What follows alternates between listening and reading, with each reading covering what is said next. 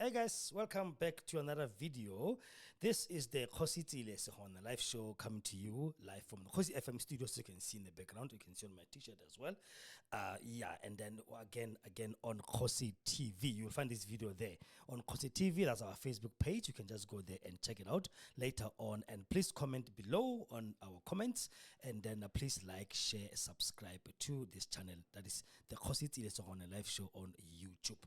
Yeah, today we're going to be talking about another topic that I really don't want to go into, but hey, what can we say? We live in South Africa, so anytime, anything will happen. Kleinfontein. I don't know if you guys know Kleinfontein. I know most of you know Orania, but I don't know if you guys know Kleinfontein. There is this little settlement called Kleinfontein in Pretoria, Pretoria North actually. It's called Kleinfontein, and it's only white there. The same as you have in Orania in the Northern Cape, we have it here now again in Pretoria. And it's been there for quite a while, and it was exposed before, but nothing was ever done by that. So we are back now again with another video to come and debunk this thing of Kleinfontein, to talk about why do we still have this kind of settlement in this country of ours after 30 years of democracy. Why do we still have people that feels that they just want to be exclusive, exclusive alone? They just want to be alone on their own, not with anybody else. As you can see on both of my side, I'm flanked with yeah, Kamo is section 235 that the man mentioned in his video, and then this side, no. This side here is section 31. Section 31 of the Constitution that speaks about self-determination. And you're going to be discussing that. And we're going to go to a video done by the SABC that talks about this thing. But before that, we need to pass by our sponsor, today, and then we'll continue with the video right after this. This show is brought to you by Segongane Medical Services and Clinic. They are a private clinic situated in number 70 Debunking in Westview, Danville. They specialize on the following: primary health care, ailment diagnosis and treatment, including medication, wound care, family planning, well baby clinic, basic ultrasound, laboratory blood services, treatment of chronic illnesses, treatment and management of patients on ARVs, wellness screening, antenatal clinic, HIV services and counseling. They have a pharmacy on site, and they are doing CCMDD services as well, OHS clinic, circumcision clinic, and abortion services. Their cell phone number is 064 548 7176 or 071 422 8576. Again, the address is 70 Debunking in Westview, Pretoria West in Danville. Cell phone number again is 064 548 7176 or 071 422 8576. Yeah, that is our sponsor for today, Segongane Medical Services and Clinic. They don't take medical aid, they only take cash for their consultations and separate medicine after you consult. So it's $350 only consultation, and then their medicine will determine which one have you been prescribed by the doctor or the sister working in the clinic at that moment. But it's a good thing because people are paying a lot of money out there. They're paying 750 to 850 rands per consultation, including medicine. That's gonna be a simple thing like an allergics or a Panadol that could have cost you 15 rands to 20 rands. So rather, you determine the price of your medication. Go to Segongane Medical Services and Clinic. So please, and then the number is there on the screen. The website is there as well. And then if you WhatsApp, it will be easier. I will never encourage email because email can take long to be read. But WhatsApp or anything on those both two numbers, 071 422 8576 and 084 548 7176. Now let's get back to the video. All right. Hey, yeah. It's so hard and difficult to be a black person in this country, man. Are you aware of that? Are you aware that it's very difficult to be a black person in this country? Because there's always issues. There's always people who are trying to undermine you. There's always people who are trying to do something to you that's not good. We fought apartheid for a very long time, okay? We did. Our parents did. Some of us were in Pretoria, so we can see in other place where it is not a homeland. And it doesn't mean that we do not share in that. We do share. We are black people. We do share in that. We share in the struggle of everybody else who's stuck like me. Is it in America or is it in Europe or wherever? If a black person is being persecuted in any country, I feel pain because that's my brother. That's a black person like me. He's from this continent. So in this country, we had apartheid for a very long time, from 1948 as a legislation, remember? But on about this Mtseka food, 1910. From before then, it was a norm that a black person is nothing in his own country of origin, not birth, origin.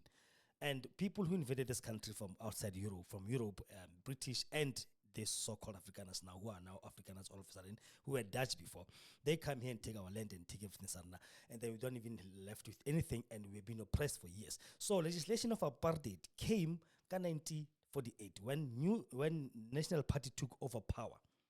So this party has been in power since 1998, 48 until now 1994, when they were ousted by the ANC. Okay, so it's been all those years, and then it has been a law in this country that a black person can never own anything, from land to businesses to better education to anything. A black person was supposed to stay in the townships or in the homelands, and they should be used as cheap labor. That was the law. If you cannot enforce that as a person, you are arrested and then you are taken to jail. That's how it was. It was the law. You understand what I'm saying? You had separate benches, you had separate entrances of the bank. You have separate, you have white this side, blacks this side. In a bus, blacks at the back, white in the front, wherever. Or there'll be only whites, only buses. There'll be trains for us in townships. They'll be having here in Denver, where I am today. Stop signs are in front of the houses. Imagine a bus coming in the neighborhood and stops in front of your house. Whereas in Attersville, I have to walk a distance of at least 1 kilometer from my house to 2 stations that are in Attersville.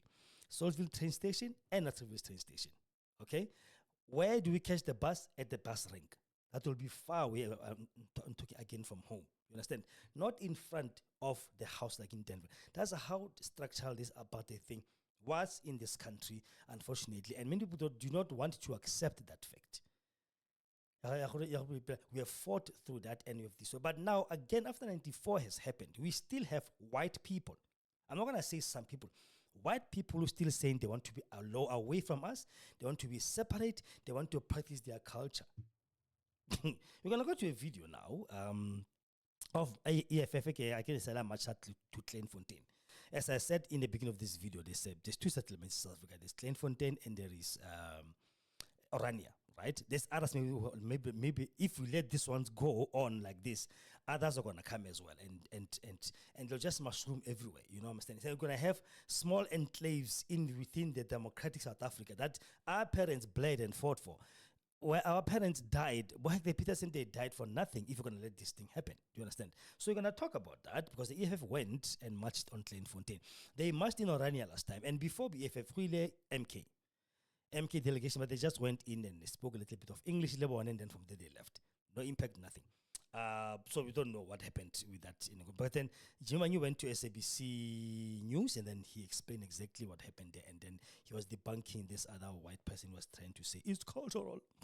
Yeah. So in this video, this guy is actually mentioning those 2, he's actually mentioning those 2, those 2 sections. So you're going to watch this video and we're going to debunk those sections. Okay, guys, we're going to debunk those sections one by one. Section 31, and section 235 of the Constitution that speaks about self-determination. We're going to go into it and we're going to talk about it. So let's go to the video first and here, and then we're going to be stopping the video, and then we're going to be we're going to be explaining some parts as it continues. Let's take a listen.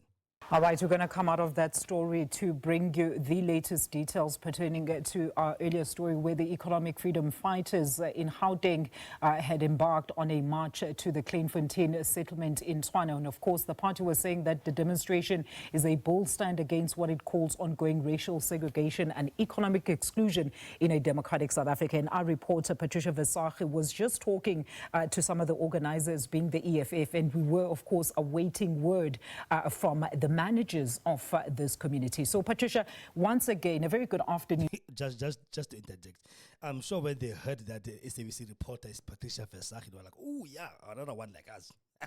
Look at her. What's the latest that you have for us from Kleinfontein? Well, thank you so much, Alicia. I must say things developed quite quickly after we talked just a few minutes ago. And I just want to show you here, we are now in the inside. We were outside just a few minutes ago. So you can see all the EFF members have dispersed.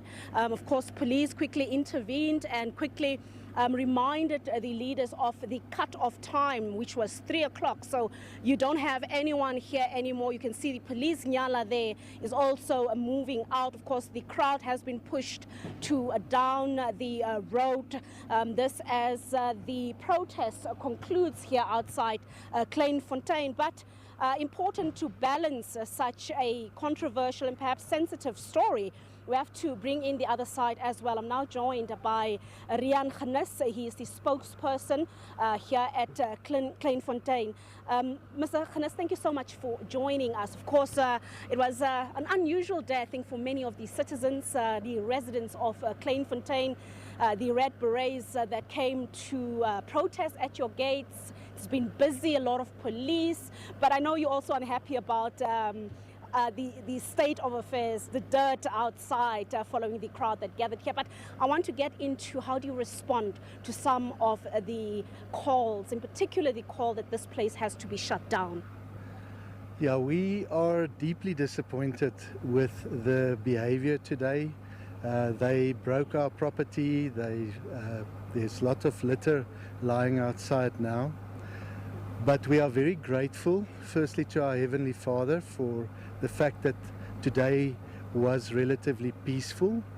And also we want to thank the authorities, South African police, that were here, and for the professional manner in which they have also dealt with their services and duties today. We are very appreciative of that. Patricia, it's unnecessary that one must confront each other in this manner.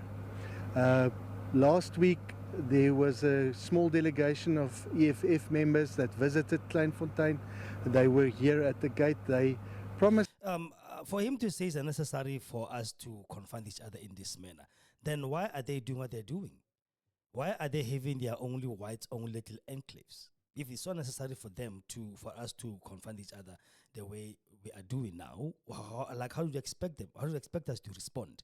If we see that we are from apartheid, a very, hurtful and dangerous, a very hurtful, everything that you can imagine as a black person. You are from that era, and then we come again and we have this era. How did he expect us to respond? Because if they did not start this nonsense from the beginning, we wouldn't be here today. If they only became human beings and people and say, listen, okay, fine, guys, let's continue living together, it's not a problem. We wouldn't have a problem. We wouldn't be having such things. And him to mention later, and him to mention the property. Which property like can they break? Because nothing that's going to be put in this country that's going to remind us of apartheid is called property or is sacred for anyone. It will be destroyed. It should be destroyed. The same as they did with Rhodes and destroyed all his statues. Beautiful. It's supposed to be like that.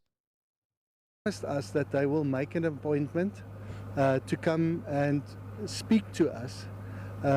We actually agreed with him. And also we sent the EFF a letter in which we invited them to speak to us, because we prefer dialogue. We prefer that we engage with each other in a mature manner, and that we engage with each other with a purpose of trying to understand each other. A lot of slurs were hurled towards Kleinfontein that, for example, they are welcome to come and work here, their parents work here, sweat here, but they're not entitled to stay here, which is not true. Kleinfontein, as a cultural society, do our own work. It's our own people that work in the gardens, it's our own people that work in the houses, the construction is done by our own people. It's Afrikaners that do everything.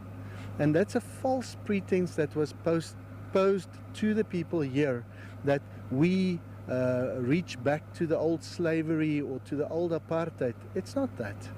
This is a cultural community.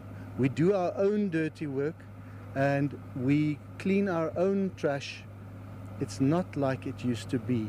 So he does recognize that you're actually doing their dirty work for them, much as he says it's not how it used to be. Wow.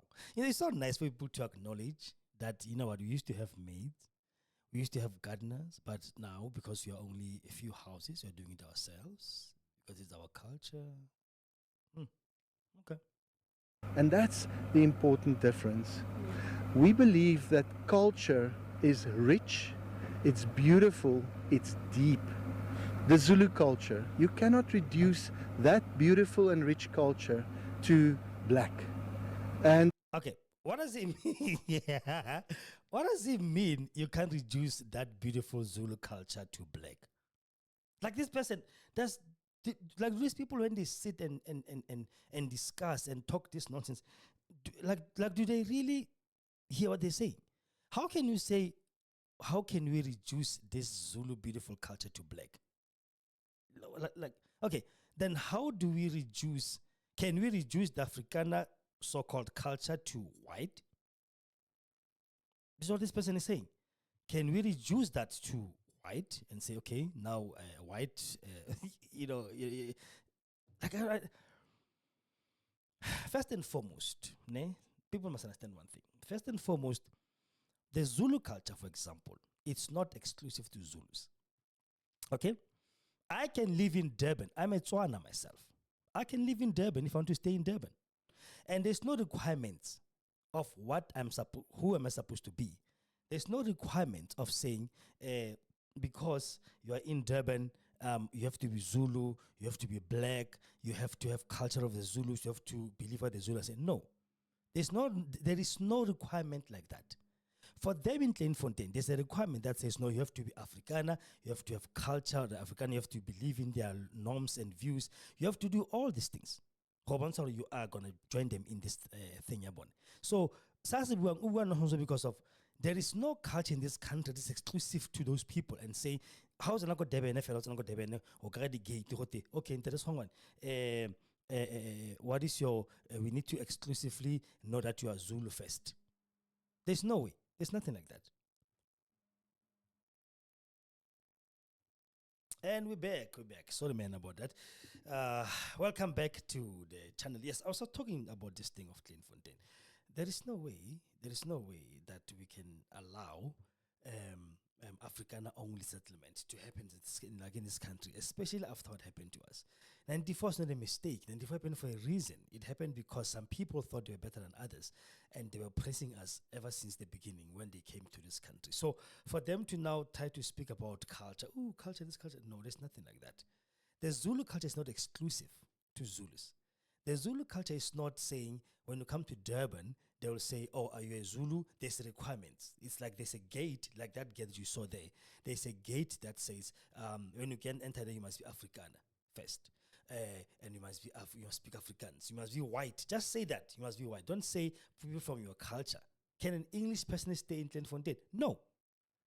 You'll hear the girls can ask him, can anybody in South Africa come who's Afrikaans who can speak Afrikaans but not Afrikaner? She said they can be, but they won't feel welcome. Yeah, listen to this. Like, what is that? How can they not feel welcome? Why? It's deep. The Zulu culture, you cannot reduce that beautiful and rich culture to black. And the same with the Afrikaner culture. We're a people, we're a folk that came into existence on the soil of Africa. The President Zuma referred to the Afrikaner as the white tribe of Africa. We're Africans. No, you're not Africans. You're not Africans. Because if you were Africans, you know that we are having this thing called Ubuntu. Okay? We have this thing called Ubuntu that does not discriminate anybody based on their culture. If you were an African, you know that we have got this thing we call good neighboring, not the one that Verwoerd introduced to this country when he was introducing apartheid. You would know that if an African, you will never want to support yourself because no other African tribe in this continent is doing that. You would know that if we were migrating from anywhere, we'll go. Our neighbors were our family. They are our friends. Until you carved countries And until you make divisions among us, then we can start seeing each other as different. But before you guys as white people came to this continent, we would just walk to my neighbor's land, and then ask them for some grazing ground, and they give it to us. Life was beautiful. There is no way. This whole thing of, hey, we're Africans. You're not Africans, bruh. You're Europeans. Okay? You called yourself Europeans not too long ago, 94. You had signs that says slechts blankes, Europeans only, non-Europeans this side. So now all of a sudden you're no longer like Europeans, you're now Africans? When it suits you? Wow. Proud to be an African. We live on African soil. I was born on African soil. I want to die on African soil. My son can be born in China. It doesn't make him a Chinese.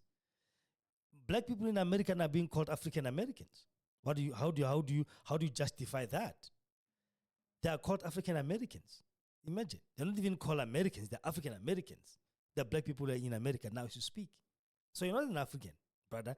You are a foreigner who came to settle in our land and you took it by force. And now you are putting yourself in a little gated community because you want to be exclusive as well. That's not being African. African is Ubuntu, brother. Africanism, being an African means you must have the spirit of Ubuntu. Good neighboring, where you let everybody come and share your culture. Where you let everybody come and experience your culture. You go to other people and learn their culture. You don't exclusively lock yourself away and say you're preserving your culture from other people and you call yourself an African. You're not an African. We're part of this continent. We're part of this country. And it's important for us that there is respect and constructive engagement, that we learn from each other, that we work towards a positive future, and that we do not have this type of confrontational and aggressive. There was lots of aggression, like you pointed out. I mean, they tried to break through the gates. Fortunately, the police wasn't able to stop them. Because we are not going to allow any so-called apartheid tendencies to continue in this country after 30 years of trying to fight it off. You're not going to put yourself in some place and you say you don't want other people there. If EFF could break that gate, they should break it.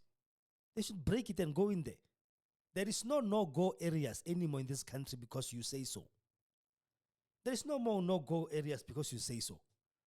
There is no more white-only areas like before. There is no more group areas act like before. South Africa is for everybody who lives in it, regardless of color, of culture, of creed. There is no more whites-only settlements. There is no more whites-only areas in this country. We cannot let that happen, Bakaiju. If you respect yourself as a black person, you will never let people like this exist in this country. Not anymore. Apartheid was what they are doing exactly now. Apartheid is what they are doing exactly now. That was what apartheid was doing to our people. Exactly what they're doing now. Separate development. And then they justify it by the constitution. You're coming, like you're going to go to that now, and you'll hear. That is not the right way in which people should engage with each other. Many are wondering what's the main requirement for someone, a South African, to live in Kleinfontein? As I mentioned, we're a cultural community. We want people from our culture to live together, because culture, if you do not foster it, is very frail. It's a candle that can be blown out by the wind. But culture is broad. I want you to break it down. What's the main? If I had to come and knock on your door and I say I want a house here, what would be the requirements that I would have to meet in order for me to get a house here? 100%.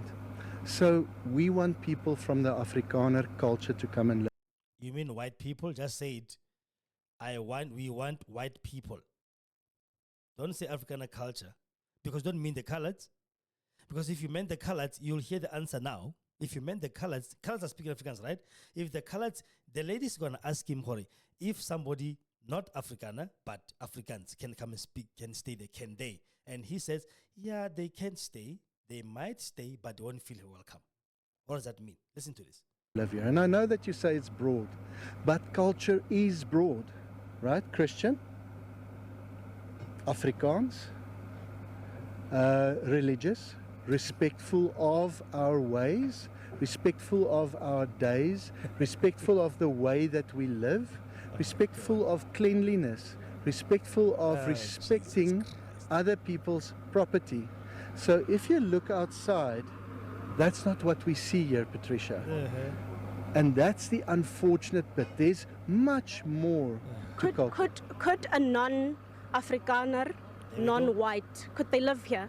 Listen, Of course they could live here, but they would not feel welcome here. what does that mean exactly? They could live here, but they won't feel welcomed here. What does that mean? Take a minute and tell me. Comment below. Tell me below in the comments what you think he meant by that. They could live here, but they won't feel welcomed here. But these people are Africans, right? Colored people are Africans. So can't coloreds come and stay with you guys because they speak the same language as you? And no. They could come, but they won't feel welcomed. What does that mean exactly? Just say no, they're not white. They can't come there because they're not going to be welcome because they are not white. They are not pink skin like him. That's why they'll never be welcomed, regardless of their language they're speaking. The colors must take this and hear and listen to it. Exactly. The colors must listen to this one. That, hey, you can speak Afrikaans like them, but you're not going to be welcome in their Orania or Kleinfontein. It's actually funny. It's actually funny. Like, it's actually funny that we still have these people, old people like him, who are destroying young minds of Afrikaner little kids who are going to go with our kids to their schools. Because you'll never keep us out of any school, of any college. No matter, that's why they are fighting the battle, because they don't want that. They don't want their kids to mix with us because their kids don't care about what these people's ideologies are. So they are trying so hard to indoctrinate them so much that they must just be like them. Because this whole mentality of apartheid and separate development came from Verwoerd. And how did it reach 1948 till today? How did it reach today? It reached today because somebody was telling somebody was teaching somebody, until it came to him. And now he's busy teaching his own kids who are teaching their kids. Their kids will teach their kids. It's just an unending cycle of abuse, an ending cycle of nonsense. Like pure nonsense. Wow. Right? We can't refuse. We're in South Africa. But we can, in terms of our own constitution, we can build our own. And they refer to Section 235, that's this lost section of the constitution. That's not true. If you read the whole constitution, you will find a lot of gems that speak to each other. Also, Section 31, for example, brilliant, beautiful. Okay, he mentions the two sections in the constitution of our country, which is there on your screen now. Section 235 says of South African Constitution deals with self-determination, specifically concerning culture and linguistic communities. Okay, that means everybody that speaks any other language, we are speaking about that. So, self-determination does not mean separate yourself from other people. One, it acknowledges that while the right of the South African people to self-determination exists, it doesn't preclude or the recognition of similar rights for communities sharing common cultural and language heritage, which can be recognized within a territorial entity or through national legislation. It does not mean how the self-determination will work, you must separate yourself from other people and you stay only amongst Batswana fela, ha re nyake Basotho, ha re nyake Mapedi, ha re nyake Maxhosa, ha re nyake Mazulu, ke Batswana fela, and how tla kwale you must speak Tswana. Go the very same modus operandi they were doing kana ko le homelands. They are trying to do it today. Homelands were based on language and culture exclusively. Puputa Tswana, where I come from, where I was born there, unfortunately, it was only Tswana speaking people. So anybody who comes to Tswana, that person must be able to speak Tswana, must be a Tswana man, must have a surname and the names of being a Tswana. Many Xhosas had to change their names. Bom Jakula, they call themselves Bomusiani. Barakimam. Remember doing so, remember, come on, there was this old woman, they were Xhosas, like, some of the fingers were cut off. But they were called, they came in calling themselves Bomuntlenyana or something, because they could not really use their Xhosa surnames because they were running away from South Africa, right? So they were running, it was peaceful, it was okay. So, but only admission was being a Tswana. And we didn't make those rules, they did. They make those rules. We never made those rules ourselves and say, okay, now exclusively Tswana people must come. No. So 235 speaks about South African Constitution, deals with self-determination. Determination does not mean you are independent from the whole country. You are alone, exclusively there, only you, no one else is allowed. No, it does not mean that. Now, 31, listen to 31. Of the Southern Constitution addresses the right of cultural, religious, and linguistic communities. It guarantees that these communities have the right to enjoy their culture, practice their religion, and use their language. Additionally, they have the right to form, join, and maintain related associations and other civil society organizations like Bo, AfriForum, and the rest of them. However, these rights cannot be exercised in a way that contradicts other rights outlined in the Bill of Rights. It's as plain as plain as it is. It does not say, that one does not simply mean that now you guys, what you are doing, if it's infringing on the right of somebody, it's illegal. The right Yahudna must associate with you, and I must be discriminated against. I cannot be discriminated against because when you want to feel exclusively one. These people must actually learn how to read sometimes. They must learn how to read so that they cannot just go into the media and say nonsense like this. They should. That's what these sections mean. Simple. It does not mean whatever he's saying.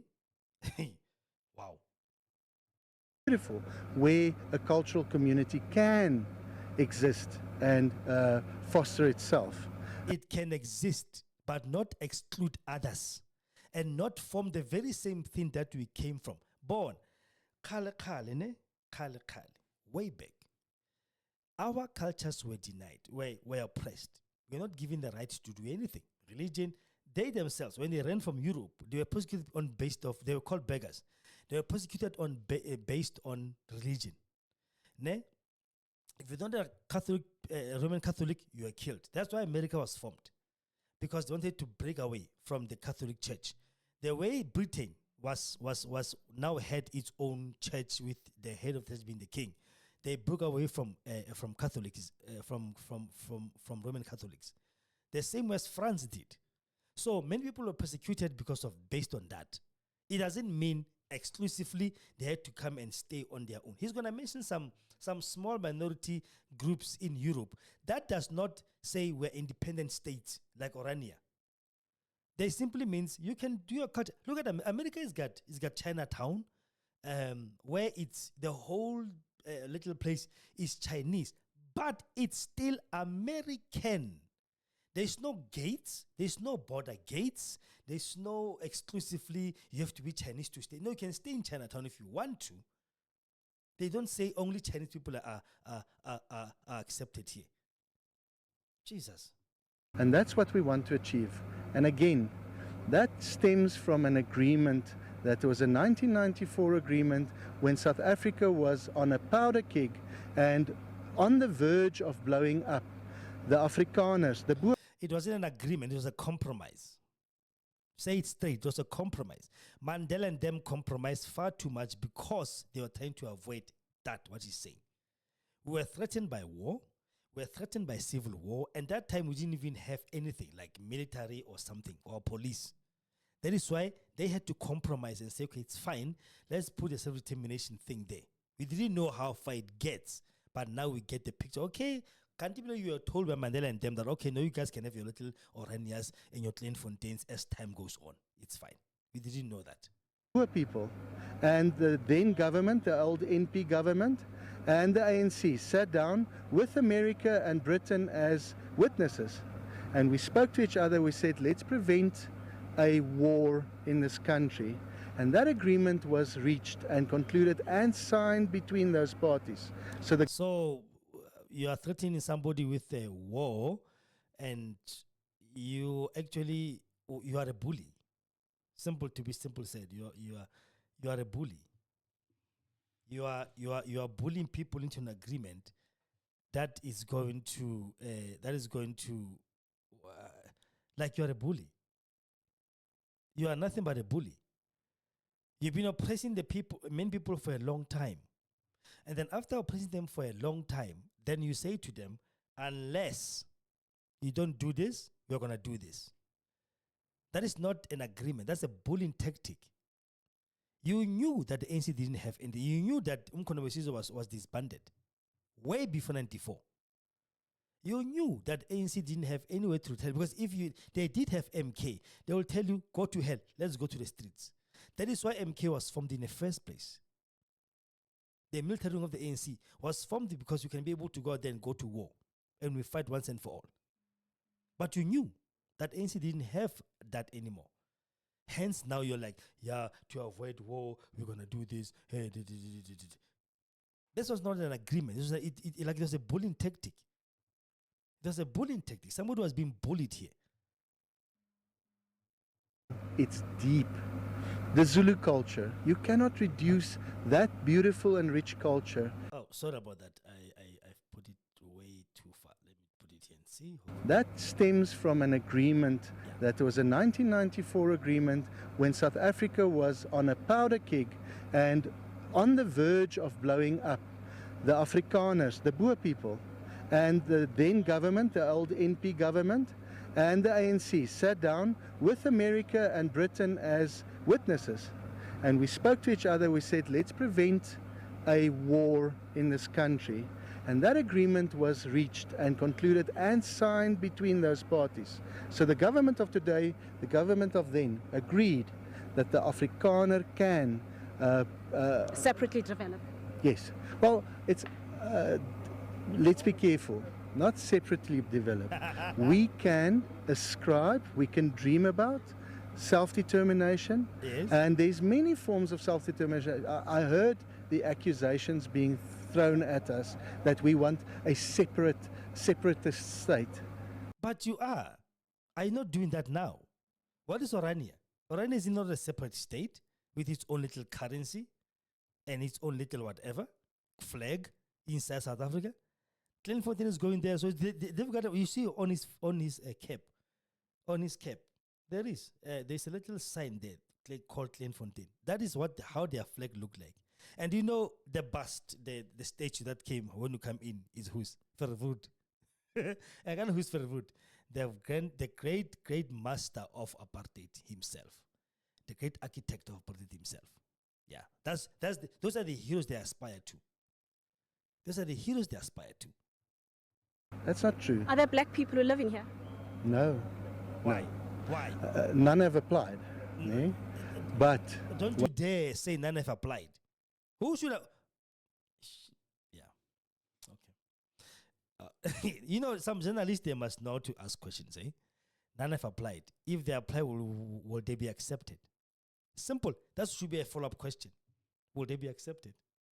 What's important is, if you look at South Tyrol in Italy, the Basques, the Catalonians, the Flemish people in Belgium, if you look at that, the world is filled with minority groups that have, in terms of UN conventions, the right to look and to cherish self-determination. And there's many forms of beautiful self-determination that is not separatist in nature. And those are the ones that we ascribe to. Thank you so much, Mr. Rian Khanas. He is the spokesperson here at Kleinfontein, and really just bringing their side of the story into the picture, why it's important for them to live in this community. Preserving their culture is perhaps their foundation premise, but many seem not to be happy with this. They call it discrimination. Now we hear that it has even escalated to the EFF saying that this amounts to economic exclusion. So we'll have to see how does this story develop moving forward with the political attention that's mounting and so much attention that's now given to Kleinfontein, the city of Tshwane as well, bringing their part into this. Okay, sister. Thank you so much. Let's not talk about this. as a South African black myself, I'm not going to allow, I support what the EFF has done, 100%. I don't care. I'm not an EFF member, but I support what they've done. I support what they've done in Orania last week. I support what the MK did. And I'll support each and every one that does that. We are not going to have apartheid enclaves in our country again. We're not going to have apartheid tendencies in this country disguised as cultural groups. We're not going to have that. We're going to have exclusive Africans things that says, no, it's Africans only. We don't care. We're not going to have that. We had that in apartheid. They enjoyed themselves for years. Okay? If they want to do that, give them Robben Island, let them go stay there. Or let them go back to Holland where they came from. Or they were established in this continent, yes. They were established by somebody else who comes from somewhere. There is no black people in China having their own little Tswana enclave within China, a state within a state, exclusively. They will be kicked out. There is no black person in Europe now, in America now, who's having their own little cultural, so-called cultural thing. Their culture thing can exist without you discriminating in another person. Stop lying. They should read this again, and they should know what this actually means exactly. They should read again, especially the last part of this one, Section 31. That little right cannot be exercised in a way that contradicts other rights outlined in the Bill of Rights, like the right to discrimination, the right to separate, all these things. I don't have to walk around a white person as if I fear them. Or as if I don't want to, they're Afrikaners. No, we can't. We had that before in apartheid. We can't be having apartheid enclaves like Kleinfontein and Orania disguised as a cultural group or a cultural setting.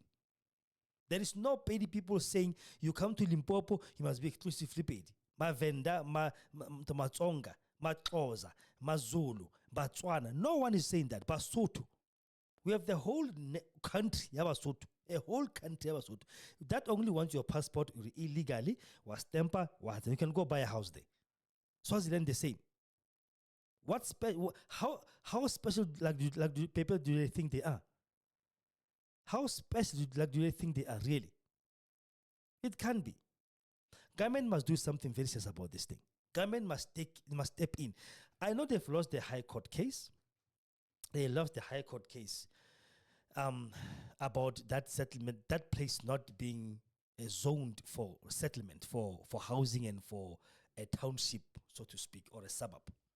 They've lost that case. So it must be disbanded. It must be destroyed. It must be opened for everybody to come and stay there. Next will be Orania. What do you think? Tell me in the comments below. My name is Segongane, and this is the Kgosi on the live show, coming to you live on www.kgosiFM.co.za. And this video will be in my Spotify, which is the Kgosi on the live show, and on YouTube as well, which is the kgosietsile on live show as well. The same name as this. Do you see this emblem here? Yeah, the Kgosi on the live show. It will be there, and on Kgosi TV. Kgosi TV here. This one, yeah. That's Kgosi TV. That is my Facebook page. Just go and say Kgosi TV. You'll find this there. Please comment, like, follow us there as well. On YouTube, please follow, subscribe, share, and comment, and tell me what do you think about this one. I love you. See you later. Bye.